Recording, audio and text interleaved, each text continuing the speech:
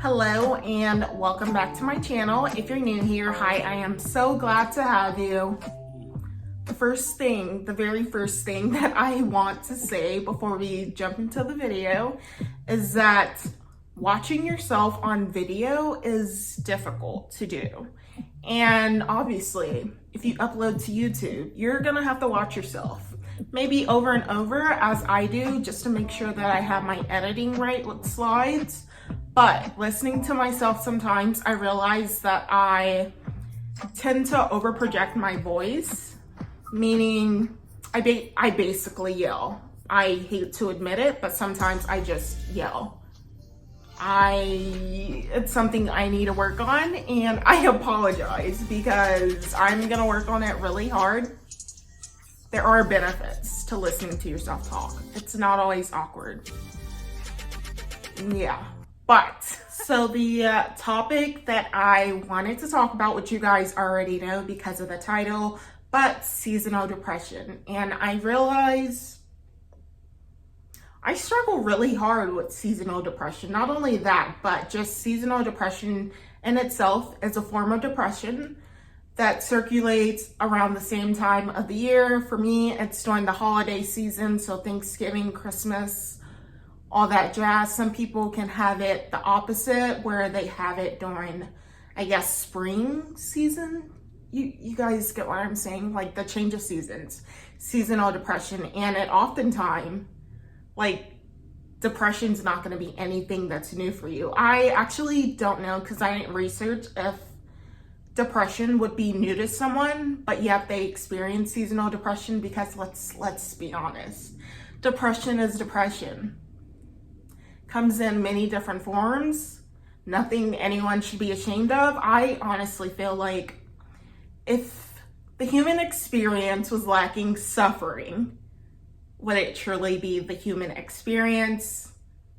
I feel like I just jumped into the topic, but I should let you guys know that this video in itself is probably a trigger warning for some people, and not everyone has dealt with their depression, has faced their depression, which is okay. It takes time. I didn't start to deal with my own depression until I graduated college when I was 21 years old, undergrad, in 2018. So I was just mindlessly going through my undergrad career, minding my business, living my best life academically. Yeah. I say academically, but I lived a pretty well social life on campus also. But I want to tell you guys where my depression started and where it is currently with seasonal depression. And then from there, I want to tell you guys how I am gonna prep for seasonal depression, because it's something that I know I deal with heavily. And this is the first time that I'm gonna share how I'm prepping for it, and the first time that I'm actually gonna prep for it, because I realize this is something that comes around at the same time, because it's seasonal depression for me. Like I mentioned, it is during Thanksgiving and Christmas, in between that times, a lot of times afterwards. Yeah, but thank you again for being here, and I want to thank you guys for letting me just be vulnerable with you, because it is a heavy topic. Depression in itself is a heavy topic. Again, it's nothing anyone should be ashamed of, because it's a part of the human experience. And depression shouldn't be something where it's a comparing game. You shouldn't be like, oh, I know I shouldn't feel bad by so-and-so because such and such went through that, and I just went through the mere this, Depression doesn't work like that. It has an effect. It doesn't matter what the effect is, but it has an effect. And yeah, I'll tell you guys where my depression stemmed from. For the most part, I'll give you guys like a gist of it, because I want to get to the seasonal depression part really quick, because that's what the topic of this video is about. But yeah, thank you for being here. Okay, so my depression stems from trauma, and having 10 years of heavy trauma in my childhood that involved assaults. I'm just gonna say that because that's not what this video is about, but just know it involved trauma, 10 years of trauma. And I went through college ignoring it. I went through the foster care system ignoring it also. I was in the foster care system for, let's see, 12, 13, 14, 15, 16, 17, 5 years. 5 years. Should have been in it way earlier than I was. But that didn't happen. And you know what? It's okay. Well, it's not okay. But trauma isn't okay. And so I shouldn't be laughing. But I do this thing where whenever I'm talking about my own trauma or something that just sucked within my life, I laugh, which is a trauma response for me. But anyways, I talk about it. That's what matters. And I truly believe that storytelling is something that helps. It helps me. Yeah. So telling my story helps. Yeah. Okay. So 5 years within the foster care system. I was going to counseling for some time. Not even for some time, probably like 3 months, because I was a hard-headed person, a young person. Not saying I'm any different now, but back then, when it came to facing my trauma and what I went through, it was a no for me. And I went for like 3 months, and yeah, said no because I felt like I was being talked down on. Keep in mind, I was a little child, so I didn't really know what I was talking about, but they allowed me to not continue to go to counseling, which I was thankful for because I didn't really care for counseling. So 5 years in the foster care system. I got adopted when I was 17 by 2 amazing people who are my parents. So I reference to these people as my parents. They are my true parents. Anyways, so went to college, 18, graduated when I was 21. In between those times, I was doing great in school, academically, you name it. Socially, I was a part of so many different clubs, had a great GPA. I was just on top of my stuff. But I was going through college ignoring my trauma, ignoring everything, and at nighttime, I remember crying probably 3 times a week just because, like, if I'm not facing my trauma, it's gonna catch up to me. And I know in college I never dealt with it, but that's not to say it never came up. So at nighttime, I would spend difficult, long nights crying myself to sleep just because I went through these 10 years of awful trauma at the hands of adults, But whatever. I went through college, graduated, great time, great. Didn't realize any of my trauma, recognize any of my trauma until after college. Yeah, it hit me hard. And that saying that if you don't deal with something, it's gonna bring itself about on its own, basically. So like, even if you don't rest your body, it's gonna catch up to you. Trauma catches up to you when you continue to run away from it, and many people turn to different forms of things just to numb that pain, if that makes sense. For me, it was fitness. I mentioned this in other vlogs, but for me, it was always fitness, which I'm thankful that I have that outlet. Yeah. But anyways, I came back home, lived with my parents for a bit.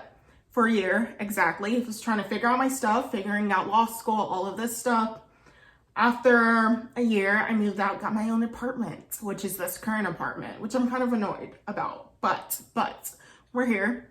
I love living alone, but loneliness. That's a whole different topic. But anyways, seasonal depression. I didn't realize that I didn't put the name seasonal depression to what I was dealing with until I moved into this apartment and was like, dang, I'm really alone. Dang. I have so much trauma from the past that I continue to run away from, all of this stuff. And even that year living at my parents' house, I was struggling with seasonal depression. Even at college, seasonal depression, it was always around these times. And I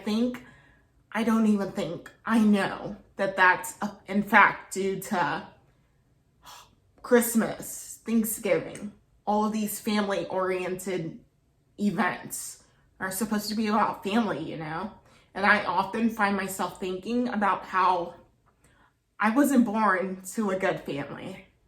I don't have memories like other people have. And that's where my seasonal depression comes from. And yes, I know even with being adopted at 17, it's rare, firstly, that you get adopted when you're 17, right before you're going to turn 18, right? So that's a whole different ballpark that I'll probably get into on a different vlog. But basically, seasonal depression and it being family oriented seasonally with the seasons, basically. And this is no way supposed to make you feel some type of way whatsoever. I purely want to tell a part of my story without giving too much details, because my story is pretty traumatic to the naked eye.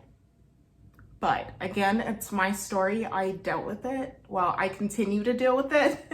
And I'm still in the midst of dealing with the trauma because I've ignored it for so long. And yeah, I just wanted to paint a picture of the gist of where my seasonal depression came from. So it's hugely about the seasons, and the seasons coming with holidays attached to them, and holidays being really family oriented, and you're expected to be this person, this specific person that's just happy all the time and all of this, which I'm a happy person, don't get me wrong, but when it comes to seasonal depression, and even thinking about it right now, sort of makes me sad. Well, not really. My situation currently isn't sad. My parents are great. They adopted me. They pushed me to go to college. They pushed me to get education, even after college. They pushed me to be a better person. And I'm super thankful for them and all that they've provided me with.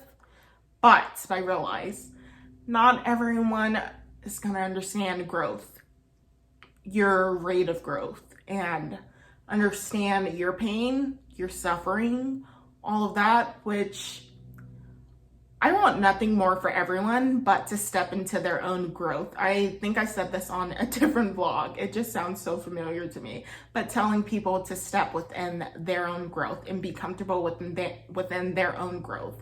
I was a shy kid when I first got adopted, and I was the person to go to my room and cry. And I'm such a different person right now, to where my form of boundaries right now is just to not show up, which is bad, I think, which is healthy for me. But look, I'm justifying it, and it is justified. Don't get me wrong. I haven't set appropriate boundaries because, again, but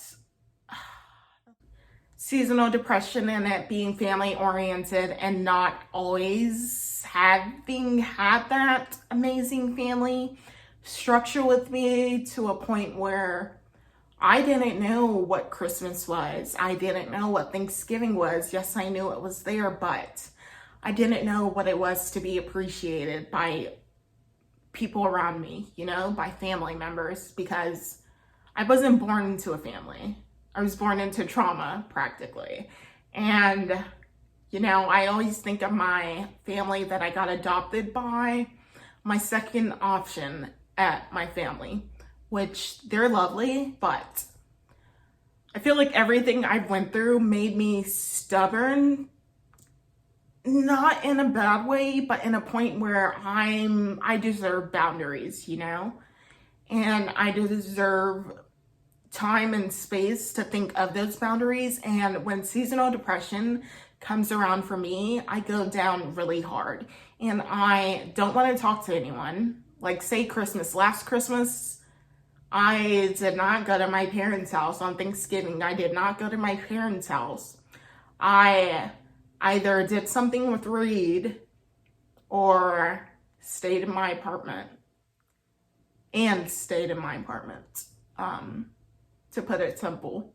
And it was a matter of me spending time alone, being alone, and I didn't deal with it then. Then I just felt sorry for myself. Sorry that I can't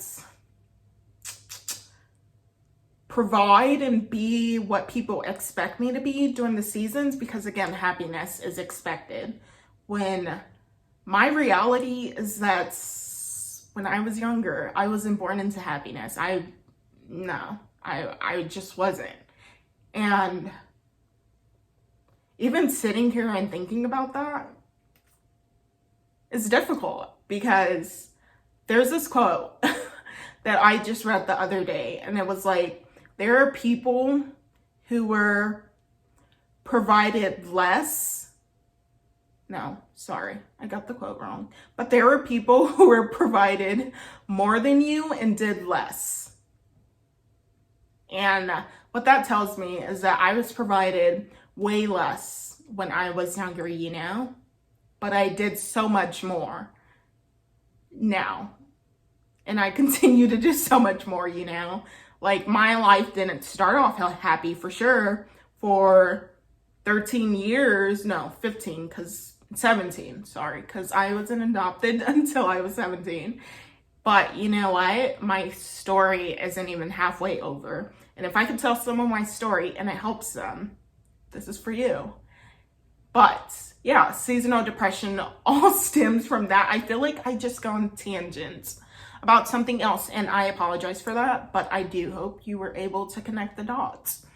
But last year, I decided not to spend Thanksgiving with my family, not to spend Christmas with my family. Matter of fact, I stayed in my apartment, and did whatever. And I think I hung out with Reed for a bit. And then even the year after that, before that.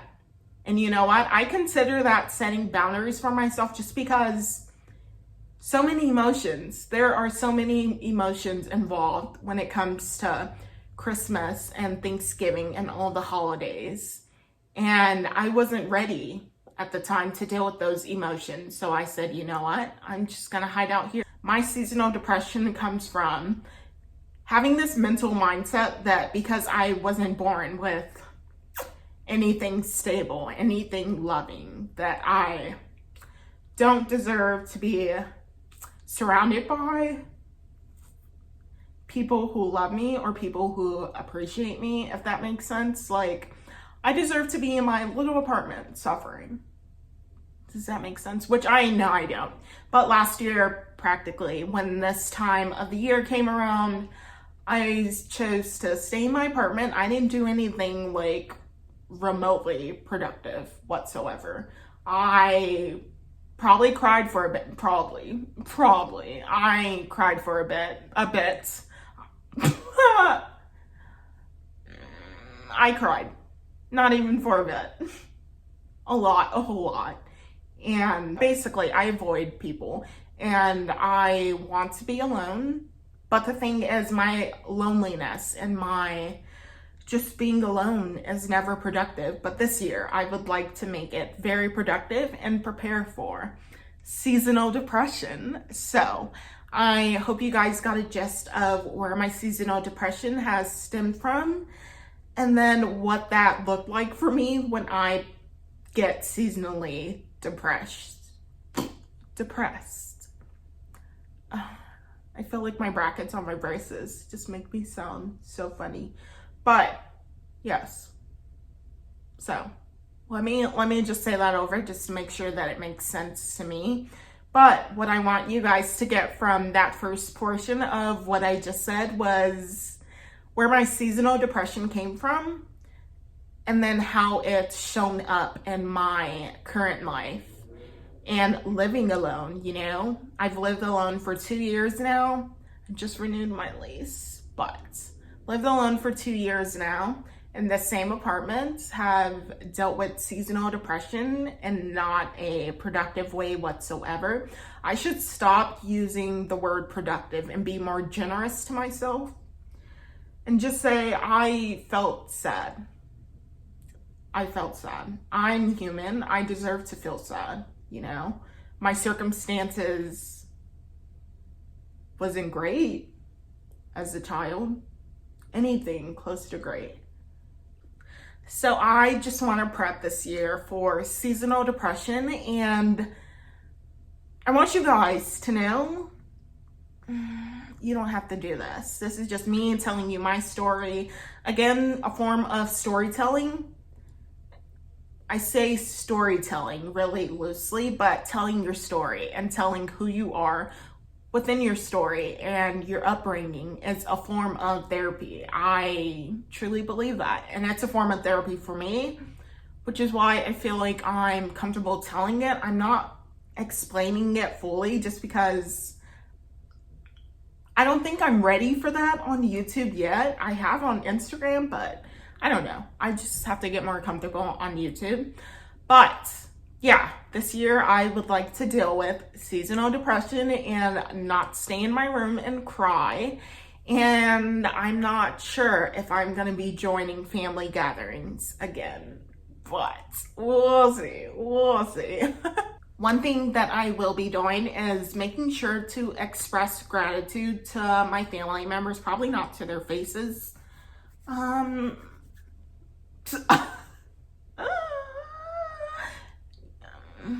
Because again, I don't know if I'm gonna be within family gatherings. I don't know, because I haven't joined my family in 2 years. I love them, and yeah. Being sure to express that gratitude for I keep saying express as if I'm gonna talk to them, but letting myself know of the gratitude that I hold for these individuals in my life. I have a whole family back there, a whole family. And one of the magical things about being adopted, actually, from my viewpoint, is that, blood literally doesn't mean anything. It doesn't whatsoever. Like, you find family in so many different people. Like, family, the word family is an option that not everyone deserves that label. Let's be honest. But yeah, just letting myself know and reminding myself that I have this whole group of people who are rooting for me, who I am also rooting for too. But yeah, that's just amazing for me to sit down and think about, because yeah, there was a time where I didn't have anyone, to where in college I was surrounded by so many different people and still felt alone because I was running away from my trauma. I was scared to be alone. Yeah, a whole different story. But yeah, just that group of people within my life, I'm gonna recognize that and owe thanks to them in my journal, whatever way I choose to express that gratitude. Second thing I just hit on is journaling. We love journaling, which is what I did within my self-maintenance book. I told you guys about that. I love journaling. It's just a form of talking to someone, but you're not talking to anyone. Yeah, but I love that form of talking to people because, like I said, I'm not naturally a vulnerable person. But you know what? Storytelling has become like a form of therapy to me, and telling my story by telling someone and by being open with other people has become a form of therapy to me. And yeah, but journaling, recognizing that I have that group of people rooting me on and rooting them on also. But then also another thing that I will be doing is my self-affirmations. And whenever I start to feel down, like say I'm in the middle of Netflix, because I do things to avoid facing the issue at hand, let's be honest, and watching Netflix is a form of that for me. But say in the middle of Netflix, I'm like, oh, it's Christmas. Oh, it's Christmas. Oh, family oriented. Oh, boundary setting. Just all of these realizations, But I will work on a healthier way of boundary setting, just with everyone, honestly, everyone within my life. And hope that doesn't involve just running away and hiding and avoiding people, because yeah, it's not so healthy. But the self-affirmations, so just the I am statements: I am strong, I am beautiful, I am deserving of love. I truly am. And sometimes I don't feel like that. Let's be honest. Whenever I deal with depression, Yeah. And seasonal depression stems from my own depression, from my traumatic experiences and all of that, which is, yeah, all of these other things. But yeah, just reminding myself of those self-affirmations that I created for myself, because you know what? I'm in charge of who I am, and I am in charge of reminding myself of those things. No one in my life is there to remind me of these things necessarily. Like, it would be lovely, and I have so many people who do remind me of these things, but I'm saying at the end of the day, if there was no one else here for me, I want to be able to provide myself with that stability of those affirmations, you know? Like, at the end of the day, I want to be the one to motivate myself to be a better person, to tell myself that I'm deserving, to tell myself that I'm loved. But yeah, that's about the gist of it. Recognizing the group of people that you have rallying behind you, that I have rallying behind me. And then secondly, journaling. Journaling about more positive ways to handle boundary setting with people, especially if you love those people. And recognizing that not everyone's perfect. You know, I have my own things that I'm working through, as you guys can probably figure. But the third thing is going to be to continue to do those self-affirmations that I've created for myself. Overall, what I would want you guys to get out of this video, and the only thing that I want you guys to get out of this video, if anything, is that you're not alone. You're not alone. And I go through it. The next person goes through it. I'm sure someone within my inner circle goes through depression, you know? And I'm sure other people go through heightened depression around the change of seasons and around the holiday times. And you're not alone. So please remember that as we go through the holidays. But yeah, if you do want to take these steps along with me to make it a livable season. I feel like I have to explain that. The living experience, a livable experience, you know, a living human experience. I'm trying to analyze this within my mind, but analyzing it out loud with you guys. But basically, as I said before, the human experience wouldn't be human without suffering of some sort. And unfortunately, but fortunately, we go through depression, and depression is one of the most humanly things that I believe we go through. And you're not alone. I'm in it with you. And if you are feeling alone over the holidays, I hope that some of the prep work that I'm gonna do for seasonal depression helps you, your self-affirmations. Write them in your notes. Maybe you're at a family gathering and you just start to feel down for whatever reason. Maybe Aunt Becky, you know, over here isn't considerate about things, whatever it is, and just brings up random stuff that may hurt you, you know, to pull out those affirmations and do those on the side, you know. But you're not alone. That's the one thing that I want you guys to get out of this video. And yeah, that is going to be all for this video. If you enjoyed it, please go ahead and subscribe, comment, and like. And also, I realize that my channel is very lifestyle focused, but within that, we're talking about empowerment. We're talking about self-maintenance. We are talking about being a human and being a 20-something-year-old in this very innovative, functioning world. And fitness. But yes, thanks for watching.